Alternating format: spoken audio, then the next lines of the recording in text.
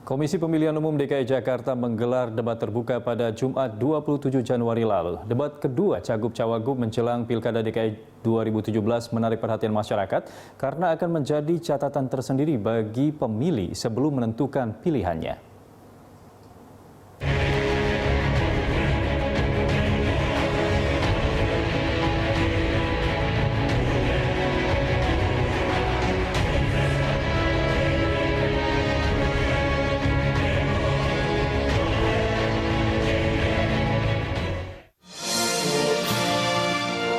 Komisi Pemilihan Umum DKI Jakarta kembali menggelar debat terbuka pada Jumat 27 Januari 2017. Debat yang dipandu moderator Tina Talisa dan Eko Prasetyo ini berlangsung pada pukul 19.30 waktu Indonesia Barat di Hotel Bidakara, Jakarta Selatan. Tema debat kedua adalah reformasi birokrasi, pelayanan publik, dan penataan tata ruang kota. Pada sesi pertama, masing-masing pasangan calon menyampaikan visi misi dan program kerja unggulannya berkaitan dengan tema debat. Cagup DKI nomor urut 1 menekankan tentang Jakarta sebagai kota yang maju, unggul, dan moderat, tetapi tetap humanis dan mengakar pada jati diri bangsa Indonesia.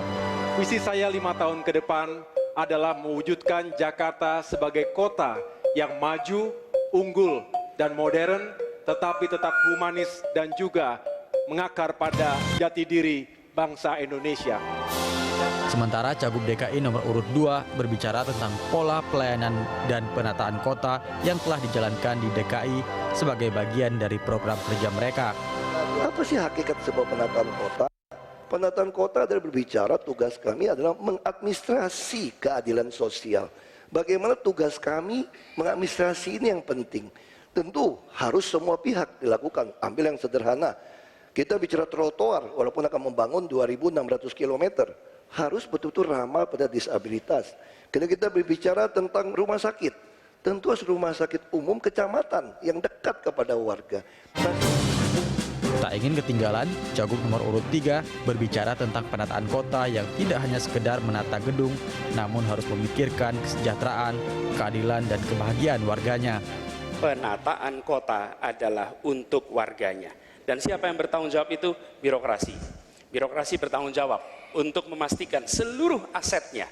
Dan di Jakarta ini aset birokrasi perolehannya 341 triliun, tapi kalau dihitung keseluruhannya lebih dari 100.000 triliun. Dan itu artinya per orang di Jakarta sebenarnya memiliki aset 100 juta. Ini dimanfaatkan oleh birokrasi untuk kesejahteraan, keadilan, dan hadirnya kebahagiaan.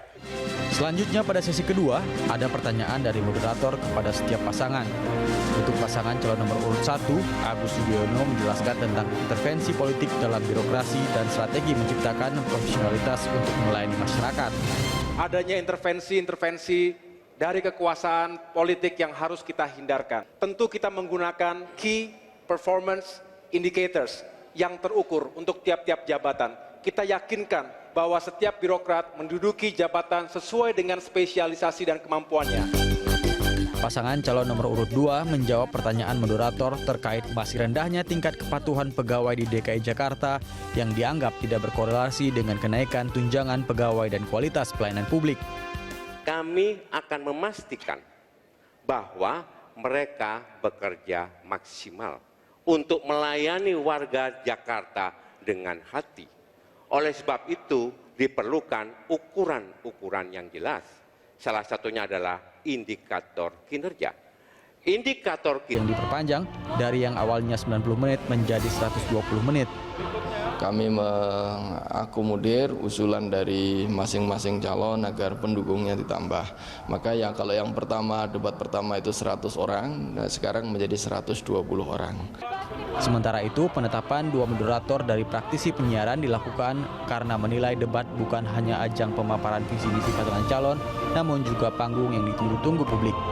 Pertimbangan itu membuat KPUD DKI Jakarta menetapkan Tina Talisa dan Eko Prasetyo sebagai moderator.